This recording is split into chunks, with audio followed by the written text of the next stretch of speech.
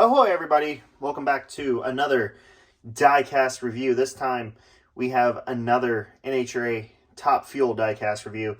This one's of Tony Schumacher's 2005 championship winning Top Fuel dragster. This one made by Action Collectibles in 1/24 scale, and this is the Color Chrome Championship Edition. There was a couple that they made of this car, a Standard Edition, a Championship Edition, a Color, or not Color Chrome, a Liquid Color Championship Edition. Tony Schumacher really is like the John Force of Top Fuel diecast because there's so many and so many versions out there. But this one's cool for me. As a kid, I was a Tony Schumacher fan through and through. And it was fitting that my first diecast, NHRA diecast, was a Tony Schumacher car, which I will review eventually.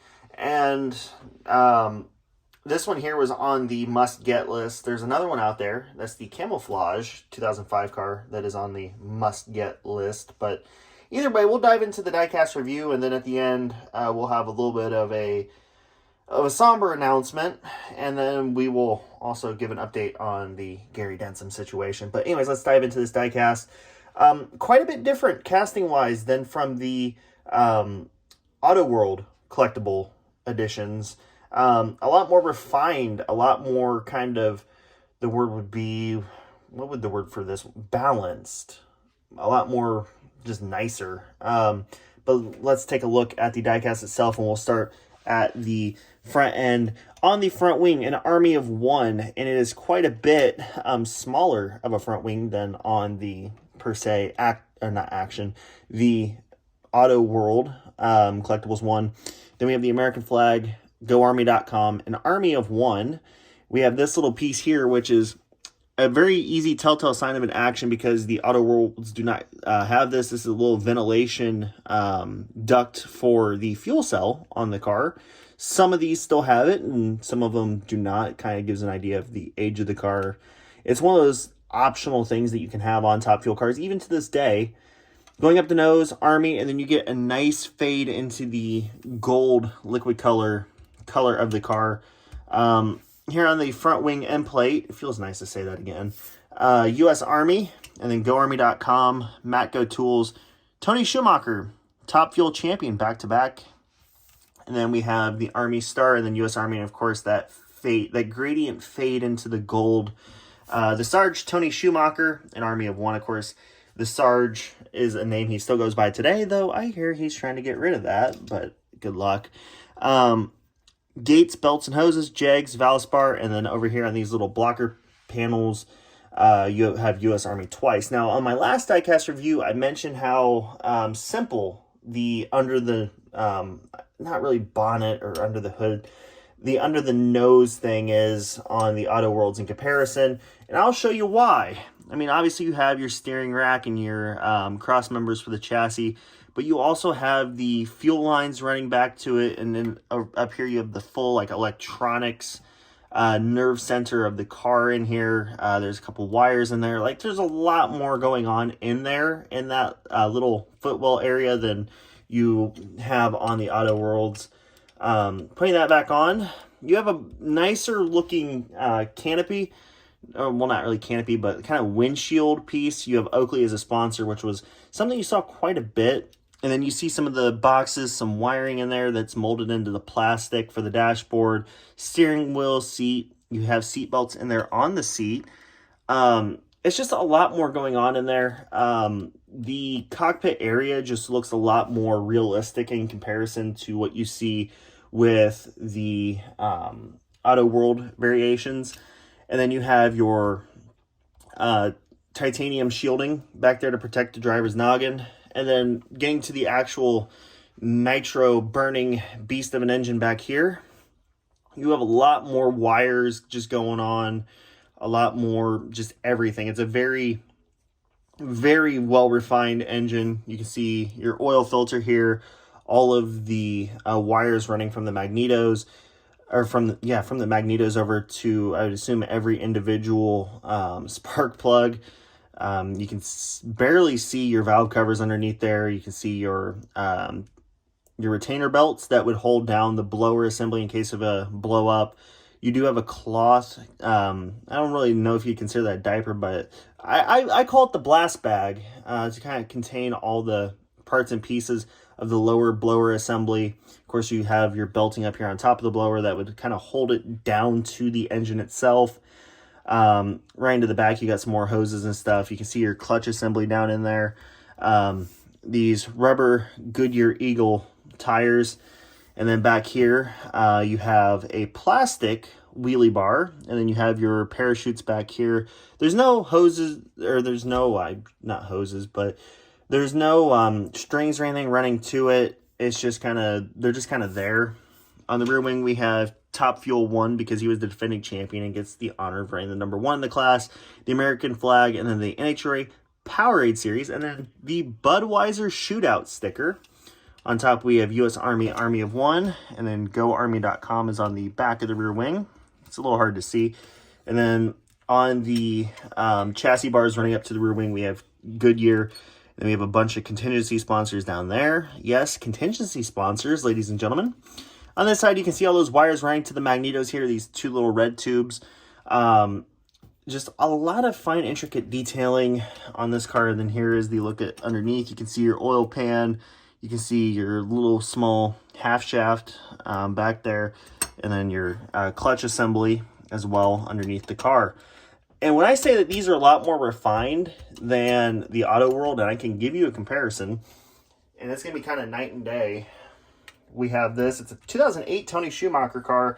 I'll pick the, camera, phone, same thing up. You can see just the differences, like how I mentioned with the cockpit, just it looks a lot more imbalanced. You can see the difference in the front wing is massive. Not really too much in terms of the body itself. Again, you can't really do too much with a Top Fuel car. The engine just seems a lot more proportionate on the action and then all that blah, blah, blah. Just a lot of differences with the car itself. Again, they're 2 diecast companies. I just wish Action was the one that was still making the NHRA diecast because they are substantially better. I'm curious to see what the first Auto World funny car is going to be like because all I have of those are Actions. So let's get a couple orders of business out of the way. First and foremost, the thing that's going to take the least amount of time. How do I rate this car? Well, it's good. If you get one for a reasonable price, I don't think it's worth $100 or more, but if you get one for like $60, definitely get it. Because it's a beautiful car. It's very nice. And definitely something to add to the collection to commemorate kind of a decade of domination, per se, for Tony Schumacher in the Top Fuel ranks. Next order of business. I mentioned this in the last video, and I'm going to do it in every video until it sells out. This Gary Denson diecast. Yes, Gary Denson, the guy before Robert Height, who piloted the John Force Racing Auto Club of Southern California Ford Funny car. You can still get this car sealed in package from John Force Racing. Currently, it is $34.99. That is half price compared to what it was. And there are still 2 remaining. So, get your Gary Denson diecast from johnforceracestation.com, and they'll have it shipped to you in a couple of days. They're in California. I'm in Indiana. I got it in 2 days. So, get your Gary Denson Ford Mustang from the year of our Lord and Savior. Take that as you will. I had to catch myself on that one. 2004 Gary Denson diecast here. Get for $34.99 at johnforceracestation.com. And yes, I will run this ad in every video until it finally sells out. And I will give you inventory updates. There are still 2 remaining, so go get them today. That was an unpaid promotion, by the way, John. I'll take a check. Anyways, now time for the final bit of news, and this one's a little bit more of a somber one. Over the years, you've heard me mention 2 people in particular as advertisements, paid or not. That first and foremost would be our friend, well, not foremost, but first off, our friend Tom over at Gutswear. Gutswear goes to all the races, especially IndyCar races and most of the IMSA ones. And you know, he's definitely provided a lot of content for this channel in terms of diecasts to review and has helped out immensely and is a great friend of mine. If you're looking for an IndyCar diecast, definitely go to him. and search him up. He's on eBay. He's got his own website now, or just find him at a racetrack. The other gentleman, somebody that was here way before, his name is Bob. He runs Gutswear. A lot of you guys are familiar with Gutswear. I don't know if some of you, or if many of you are familiar with this news, but the final Saturday of 2023, he will be closing up shop for the final time. Gearheads is closing for the final time. And it's a little bit of a somber announcement. I mean, we all knew it was coming. The building went up for sale earlier this year. We all knew it was going to happen sooner or later. But it kind of hits home when he announced his final date of operation being the last Saturday this year, which again I think is the 28th. You know, as a lot of you know, my two closest friends in the world, their names are Brody and Noah. You know, we've been together for years as friends, and if it wasn't for Bob, we wouldn't all know each other. It's created the best friendships of my life, just knowing him and being able to go there. And it was so much fun to go there and see an old Porsche RS Spyder Mini Champs model, or, you know, whatever obscure NASCAR diecast, or, you know, he had a little bit of everything through the years. And he has been such a friend, and just being able to sit in his office with him and tell stories of life and our experiences at racetracks and all that stuff. And, you know, he's been a good friend to all of us, and it would mean the world to him, myself, anybody who knows Bob, if you guys would show your appreciation and stop by his shop, and, if, you know, take a look around, pick something up. And if there is anything that necessarily interests you, just introduce yourself to him or say hi to him. Because this is a man who has dedicated his life to this sport that we all love. And even when he wasn't directly involved, he was still giving all of us the love of the hobby of collecting the diecasts and the models of these cars that we love to watch race. And there's never a time I walked in that place and was disappointed. So if you're going to be in Indianapolis, if you live in Indianapolis, you know, you got 2 weeks or so left to pay him a visit. Show him that you love him, and, you know, definitely tell him thank you for all of the years that he has been there serving all of us and feeding our hobby, and also charging our credit cards, especially charging the credit cards. But I wasn't trying to go too long with that, but I thought I'd get that announcement out there. But just show him you love him. And we all know, you know, all of us over here on our side is definitely going to miss him. So you better bet your ass we'll be over there 1, 2, maybe more times in the next couple weeks.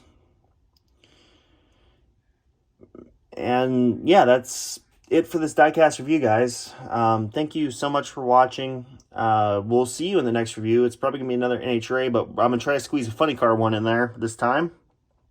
And once I finish with the NHRA stuff, got some F1 reviews to make. So until then, guys, we'll see you in the next video.